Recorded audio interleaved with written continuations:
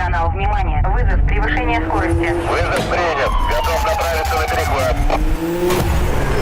11 Japanese cars got banned not because they failed safety tests, but because they were too fast, too accessible, and too dangerous in the wrong hands. One earned the nickname Godzilla after it was banned from professional racing for being unbeatable. Another became the most stolen car in England 3 years running. And one was so fast that insurance companies in 5 countries refused to cover anyone under 25 who wanted to drive it. These weren't million-dollar exotics locked behind velvet ropes. They were affordable performance machines that regular people could actually buy, and that's exactly what made them a problem. Let's get into it. Number 11, 1989 Nissan Skyline GT-R R32. They called it Godzilla, and the nickname wasn't a compliment, it was a warning. The 1989 Nissan Skyline GT-R R32 showed up to Australian touring car racing in 1990 and made every other car on the grid look obsolete. It didn't just win, it dominated so completely that officials banned it and rewrote the rulebook. Under the hood sat a 2.6-liter twin-turbocharged RB26 inline-6, officially rated at 276 horsepower. Real output? Closer to 380 at the crank, but the power wasn't the scary part. Nissan equipped it with a Tesla ETS all-wheel drive that could shift torque in milliseconds and Super High-S 4-wheel steering that defied physics in corners. It could hit 60 miles per hour in 4.8 seconds and didn't lose grip until the laws of nature gave up. In the 1991 Australian Touring Car Championship, the R32 won every single race. Jim Richards and Mark Skaife took first and second, and the gap to third place was humiliating. Ford and Holden protested. Officials responded by banning all-wheel drive and restructuring the entire series around V8 sedans just to keep the Skyline out. Australia immediately added it to the high-performance vehicle restriction list, banning provisional drivers from owning one. Insurance companies flagged it, police tracked it, and Nissan never exported it to the US due to emissions and crash testing costs. Americans had to wait until 2014 when the 25-year import rule finally allowed it in. By then, clean examples were already into 6 figures. The R32 wasn't banned for being dangerous. It was banned because it embarrassed cars worth triple the price, and the world wasn't ready for that. Number 10, 1994 Toyota Supra A80. It had 2 turbos, a bulletproof inline-6, and a reputation that made insurance companies panic before you even turned the key. The 1994 Toyota Supra RZ came equipped with the legendary 2JZ GTE engine, a 3.0-liter twin-turbocharged inline-6 pushing 276 horsepower and 318 pound-feet of torque. And just like every other Japanese performance car of the era, those numbers were a lie. Real dyno tests showed closer to 320 horsepower at the wheels, meaning around 370 at the crank from the factory. But here's what made the 2JZ truly dangerous. The engine block was so overbuilt that it could handle 800 horsepower on stock internals with basic bolt-on modifications. Toyota had accidentally created the most tuner-friendly engine ever mass-produced, and the aftermarket went absolutely insane with it. The Supra could hit 60 miles per hour in 4.6 seconds and top out at an electronically limited 155 miles per hour. Remove the limiter and it would keep climbing. The chassis was balanced, the handling was sharp, and the 6-speed Getrag transmission could take abuse that would destroy most gearboxes. But the tuning potential turned it into an insurance nightmare. In the UK, premiums for drivers under 25 skyrocketed to £8,000 to £12,000 per year. Some companies refused coverage entirely. Australia added it to the provisional driver ban list almost immediately. New Zealand followed. And even in Japan, police started cracking down on modified Supras at illegal street races during the late 90s. The Supra was sold in the US, but by 1998, sales had collapsed and Toyota pulled it from the market. Emissions regulations were tightening, and the car's thirsty twin-turbo setup couldn't keep up. For 2 decades, it faded into obscurity. Then Fast and Furious happened, and prices exploded. Clean examples now sell for over $200,000. Toyota built a legend, and the world spent 20 years trying to keep people away from it. Number 9. 2000 Honda S2000. It had no turbo, no all-wheel drive, and no electronic nannies. Just a naturally aspirated engine that screamed to 9,000 revolutions per minute and a manual transmission that demanded respect. The 2000 Honda S2000 was Honda's 50th anniversary celebration, and they built it to prove that high-revving naturally aspirated engines could still compete in the turbo era. Under the hood sat a hand-built 2.0-liter F20C engine producing 247 horsepower at 8,300 RPM and revving all the way to 9,000.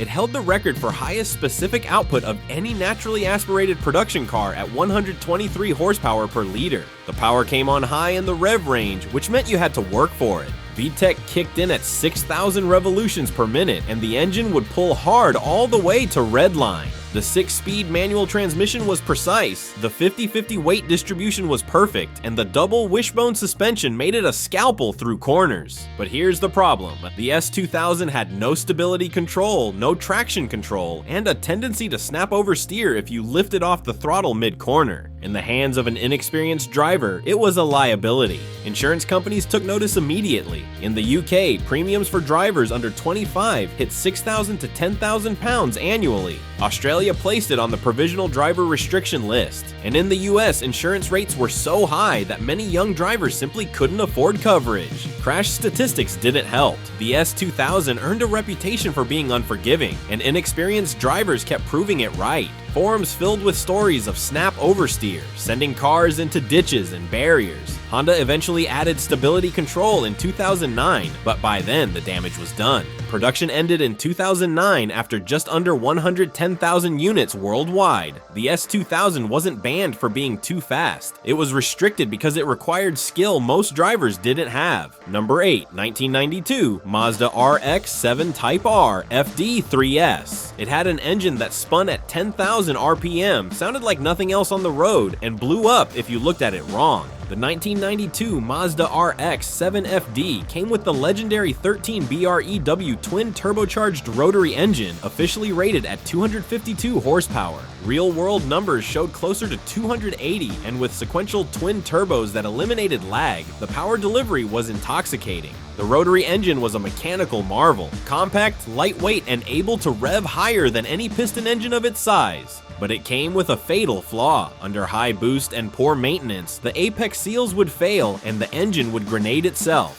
Mazda knew this. Owners learned it the hard way, and insurance companies used it as justification to make the RX-7 nearly uninsurable for young drivers. In the UK, premiums hit £8,000 to £15,000 per year for anyone under 30. Australia banned provisional drivers from owning one outright. New Zealand followed with identical restrictions. The car's reputation didn't help. It became a cult icon in the drifting and street racing scenes, which meant modified FDs were everywhere, often running dangerously high boost on stock internals. Theft rates spiked, crash rates followed, and the rotary engine's tendency to fail spectacularly turned every insurance actuary's spreadsheet red. Mazda never officially exported right-hand drive FDs to most markets, but grey imports flooded into the UK, Ireland, and Australia during the late 90s. Governments responded by adding it to every restricted vehicle list they had. In the US, it was sold from 1993 to 1995 before emissions regulations killed it. The rotary engine drank fuel and expelled hydrocarbons like it was trying to single-handedly destroy the ozone layer.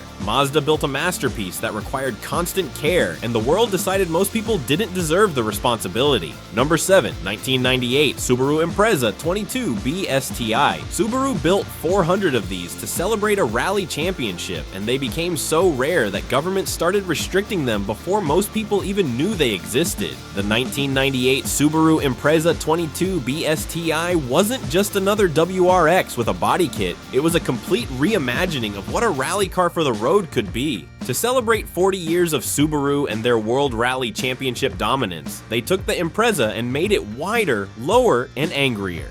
The fender flares added 3.1 inches of width. The coupe body was unique to the 22B, and those gold BBS wheels became instantly iconic. Under the hood sat a destroked 2.2-liter flat-4 turbocharged engine making 276 horsepower. Real output was closer to 300. The entire package weighed just 2,580 pounds, and the rally-tuned suspension was dialed in by engineers who actually competed in the WRC. It could hit 60 miles per hour in under 5 seconds and corner like it defied physics. But here's where it gets interesting. Subaru never exported a single unit. All 400 were sold exclusively in Japan, and the company made it clear they had no intention of changing that. That didn't stop people from trying to import them. In the UK, grey market 22Bs that made it through customs immediately got slapped with insurance premiums exceeding £15,000 per year for drivers under 30. Australia banned provisional drivers from owning them outright, lumping them in with the GT-Rs and Evos despite their extreme rarity. New Zealand followed with identical restrictions. And in the US, the 25-year import rule kept them locked out until 2023. By that point, prices had exploded past $200,000 for clean examples, with some selling for over $300,000 at auction.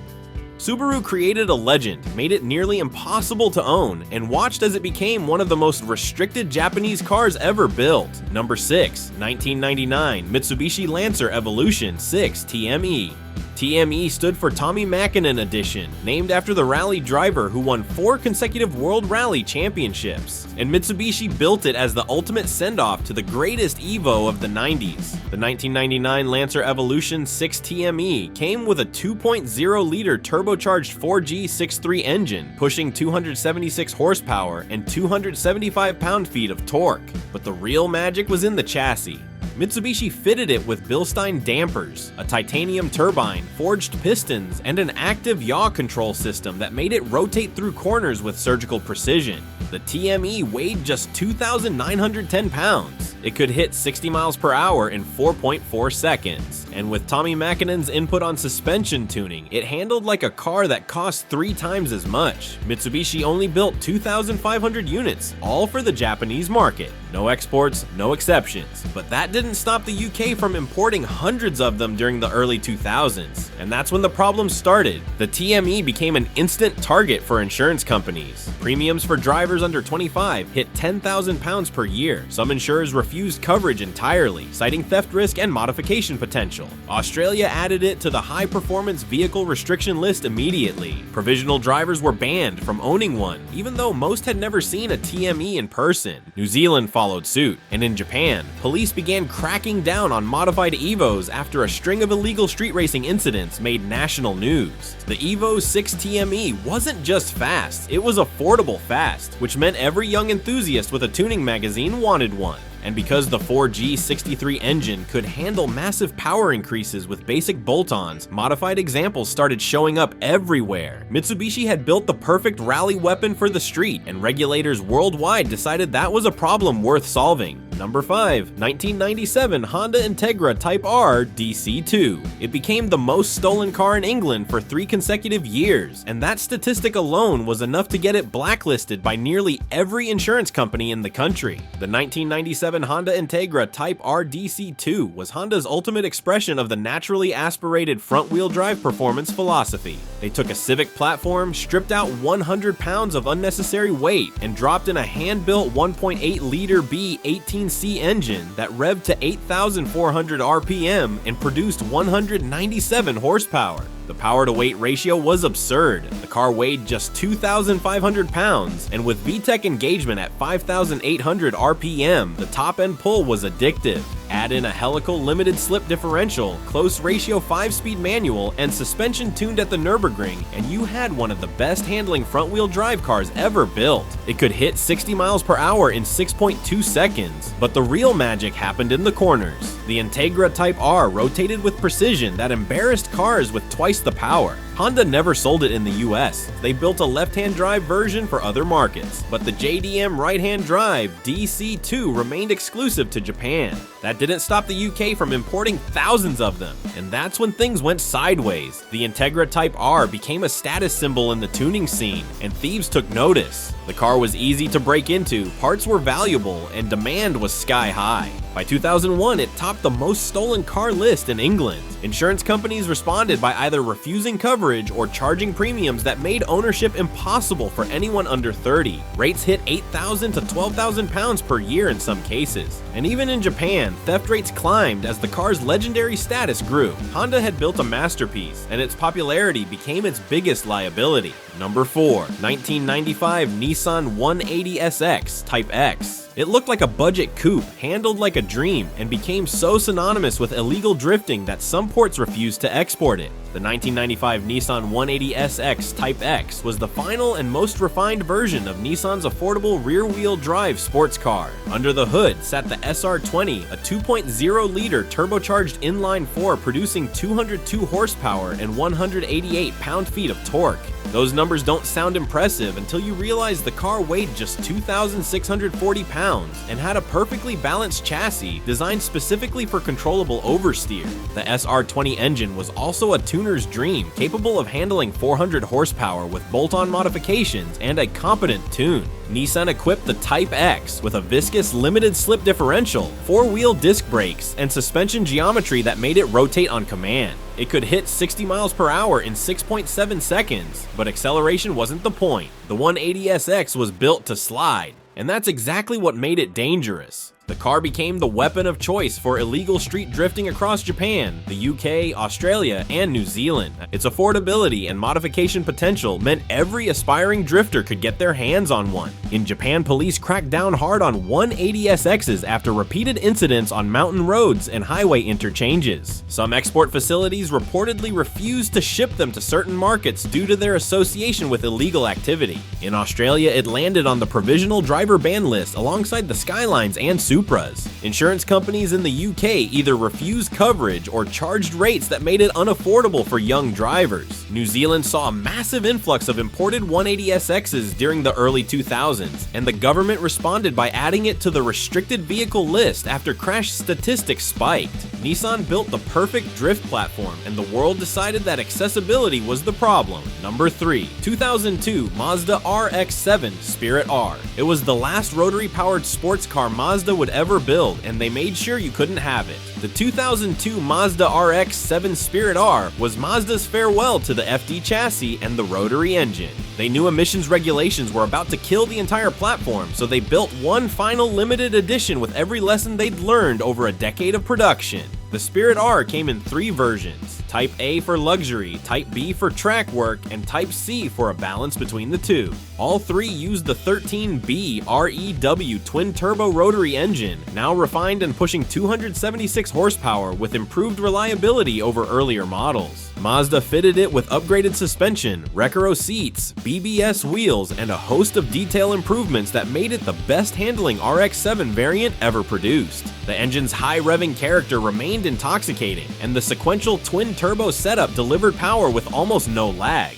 But here's the catch: Mazda only built 1,500 units, all exclusively for Japan, and they never intended to export a single one. The rotary engine couldn't meet tightening emission standards in Western markets, and Mazda knew it. That didn't stop gray market imports. The UK saw Spirit R units arrive throughout the mid-2000s, and insurance companies immediately treated them the same as every other FD, uninsurable for young drivers, with premiums often exceeding £10,000 per year. Australia added it to the provisional driver ban list despite its extreme rarity. New Zealand followed. And in the US, even after the 25-year import rule made them legal in 2027, most Spirit Rs remain off the streets due to emissions compliance issues and collector status. Mazda built the perfect rotary swan song, locked it to Japan, and watched as it became one of the most export-restricted Japanese performance cars ever made. Number 2, 1991 Honda NSX Type R. Honda built a supercar to challenge Ferrari, then made a lighter, faster version that governments immediately decided was too much car for regular people.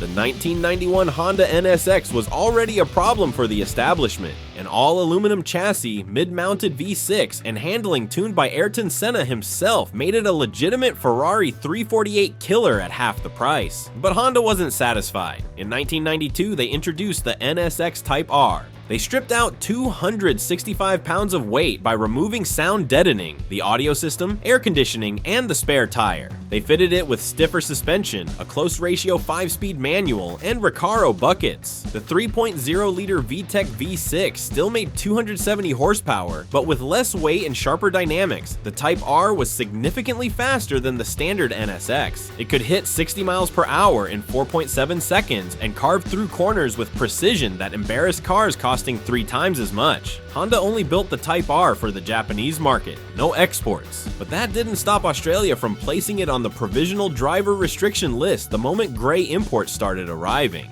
Insurance companies in the UK treated it like an exotic supercar despite its Honda badge. Premiums for drivers under 30 could exceed £15,000 per year, and many insurers simply refused coverage altogether. New Zealand banned it for provisional drivers, and even in Japan, the Type R's status as a track-focused weapon made it a target for police monitoring street racing activity. The NSX Type R proved you didn't need a prancing horse badge to build a world-class supercar. And governments worldwide proved they didn't care. If it was too fast and too capable, it got restricted. Number 1. 1999 Nissan Skyline GT-R V-Spec N1 R34. It wasn't just the fastest Skyline ever sold to the public, it was the rarest, the most extreme, and the one Nissan barely acknowledged existed. The 1999 Nissan Skyline GT-R V-Spec N1 wasn't built for casual enthusiasts. It was built for one purpose: endurance racing. The N1 package was a homologation special designed to qualify the R34 for the N1 racing class, and Nissan only produced enough units to meet minimum requirements. We're talking about a few dozen cars per year, all sold exclusively in Japan, with most going straight to racing teams and never being registered for street use. But the ones that were, absolute monsters. The N1 came with a blueprinted and balanced RB26 engine, stripped of unnecessary components and fitted with reinforced internals, upgraded oil pumps, and a racing spec clutch. Officially, it still made 276 horsepower, but the engine was built to handle over 600 horsepower with minimal modification.